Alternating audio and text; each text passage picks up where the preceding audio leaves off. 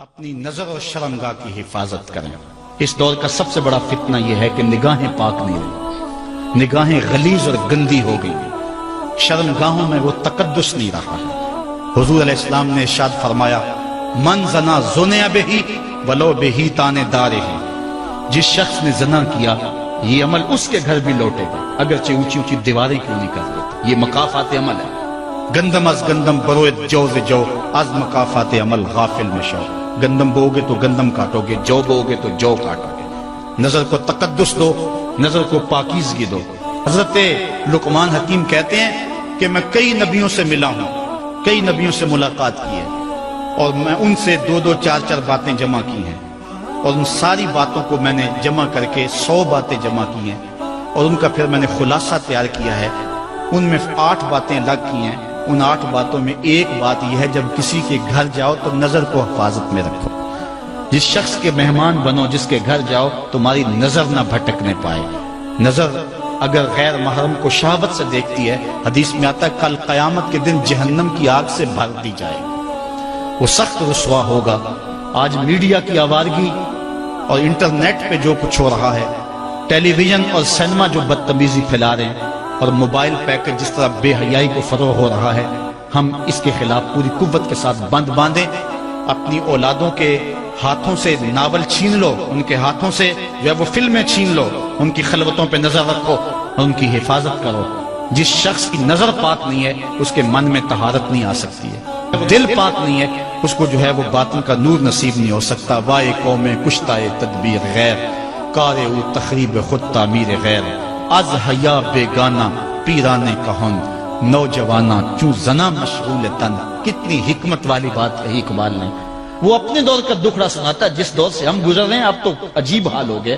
اقبال کہتا ہے یہ جو میرا دور ہے، جوان تو جوان رہے، بوڑھوں کی نظروں میں حیا نہیں رہا۔ از حیا بیگانہ پیرانے کہن، بوڑھے لوگوں کی آنکھوں میں بھی اقبال کہتا ہے حیا نہیں رہا۔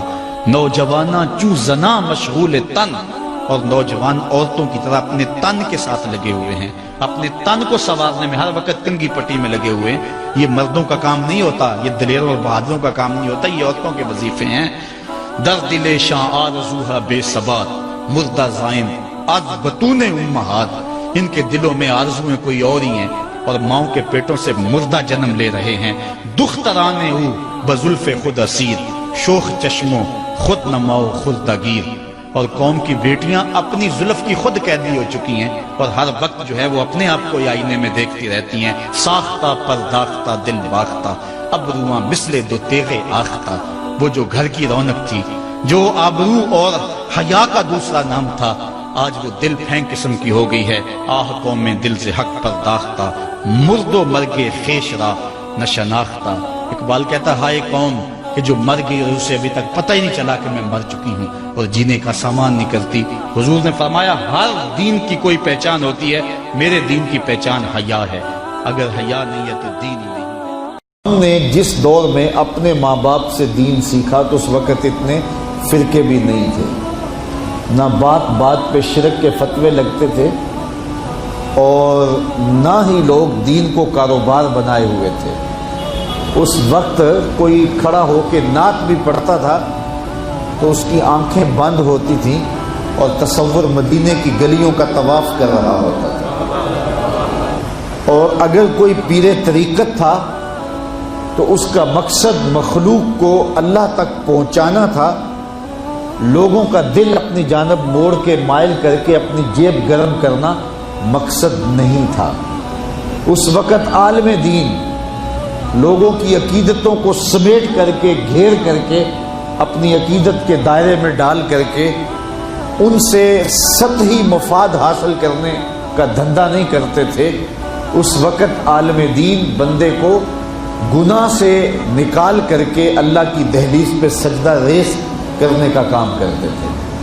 اور آج ہم دیکھتے ہیں کہ فرقہ پرستوں نے اسلام کو توڑ کے رکھ دیا، اور جو لوگ بیچارے اللہ کے حضور سجدہ ریز ہوتے ہیں ان پر شرک کے اور بدعت کے فتوے لگا کر کے ان کو اسلام سے بدزن کرنے کی کوشش کی۔ اور نعت خانیاں ایک بہت بڑا کاروبار بن گیا اور پیری مریدی ایک بہت بڑا دھندا بن گیا، تو اس دور کے اندر اپنی اولاد کو سنبھالنا، وہ طرح طرح کے سوال کرتی ہے، پوچھتی ہے، تو پھر ان کو دین پر مطمئن رکھنا اتنا آسان کام نہیں ہے۔ ہمارے والدین نے ہماری تربیت کی تو ان کے لیے قدرے آسان تھا، لیکن ہمارے لیے اپنی اولاد کو سنبھالنا اور دین کی راہ پہ ڈالنا قدرے مشکل ہے۔ لیکن ہمارے والدین نے جو آسان کام کیا تھا اس کے لیے بھی بڑی محنت کی تھی، اور ہم اپنی اولاد کے لیے کیا اتنی محنت کر رہے ہیں جتنی محنت ہمارے والدین نے ہمارے اوپر کی تھی۔ تو اگر ہم نہیں کر رہے تو پھر ہماری اگلی اولادیں یا ان کی اگلی نسلیں پھر کن ہاتھوں میں ہوں گی؟ تو اس لیے ہمیں خاص طور پہ سوچنا چاہیے۔ میں نے قرآن مجید کی جو آیت کریمہ پڑھی ہے اس میں ارشاد فرمایا، اپنے آپ کو اور اپنی اولاد کو دوزخ کی آگ سے بچا لو جس کا ایندھن انسان اور پتھر ہے۔ تو مجھے اور آپ کو اپنی اولاد کی حفاظت کرنی چاہیے۔ بعض اوقات ہم وطن چھوڑ کے یہاں آتے ہیں اس لیے کہ ہماری اولادوں کا مستقبل ٹھیک ہو جائے۔ ہم خود پردیس کاٹ لیتے ہیں، تنہائیاں کاٹ لیتے ہیں، اذیتوں سے گزر جاتے ہیں، لیکن اولاد راہ مستقیم سے بھٹک جاتی ہے تو ہم نے ان کی دنیا کی زندگی کی تو سنوار دی، لیکن جو حقیقی ابدی اور سرمدی زندگی ہے جو کبھی ختم ہونے والی نہیں ہے تو وہ برباد ہوگی۔ تو ہم نے اپنی اولاد کا بھلا نہیں کیا ہے، اپنی اولاد کا نقصان کیا۔ تو ہمیں چاہیے کہ ہم اپنی اولادوں کی حفاظت کریں، اور اولادوں کی حفاظت کیا ہے؟ ان کے اخلاق اچھے ہوں، ان کا کردار خوبصورت ہو، ان کے دین کی حفاظت ہو، اور وہ ایک صالح، سچے اور کھرے مسلمان کے صورت اپنی زندگی گزارنے کی مشق کریں، اور اس کا عملی نتیجہ ہماری آنکھوں کے سامنے ہو۔ میرے حضور نے ارشاد فرمایا کہ اپنی اولادوں کو 3 چیزیں سکھاؤ۔ پہلی چیز حب نبیکم، اپنی اولاد کو نبی کریم علیہ السلام کا پیار سکھاؤ۔ دوسری چیز وحب اہل بیت ہی، اور حضور کے اہل بیت کا پیار سکھاؤ۔ اور تیسری چیز وتلاوت القرآن، انہیں قرآن مجید کی تلاوت کرنا سکھاؤ۔ یہ 3 چیزیں آپ اگر بچپن سے ہی اپنی اولاد کے اندر داخل کر چکے تو پھر آپ کامیاب ہوئے۔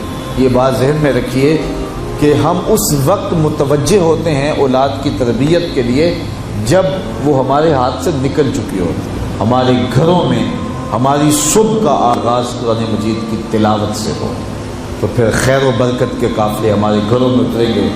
قرآن ہماری زندگی کو بدلنے والی کتاب ہے۔ جب ہمارا ربط اس کتاب سے ہو جائے گا، پختہ تعلق اس کتاب سے قائم ہو جائے گا، تو پھر زمانے کی تیز آندھیاں بھی ہمارے پائے استقلال میں لغزش نہیں لا سکتی ہیں، نہ ہمارے عقائد میں خرابی آ سکتی ہے، نہ ہمارے عمل میں کمزوری آ سکتی ہے۔ اس لیے ہمیں معمول کے طور پہ قرآن مجید کو اپنی زندگیوں میں شامل کرنا چاہیے اور اپنی اولاد کو اس کا خوگر بنانا چاہیے۔ ایک زمانہ تھا کہ ہر گھر میں صبح کو قرآن کھلتا تھا، اور آج وہ دور ہم سے چھوٹتا چلا جا رہا ہے۔ صبح کے وقت موبائل تو کھلتے ہیں لیکن قرآن نہیں کھلتا، جس کا نتیجہ کیا؟ آج بے برکتیوں کے ڈیرے ہیں۔ کثرت مال کے باوجود بھی ہم بے برکتی کی بات کرتے ہیں، اس لیے کہ ہمارے گھروں میں قرآن مجید کا چراغاں نہیں ہے۔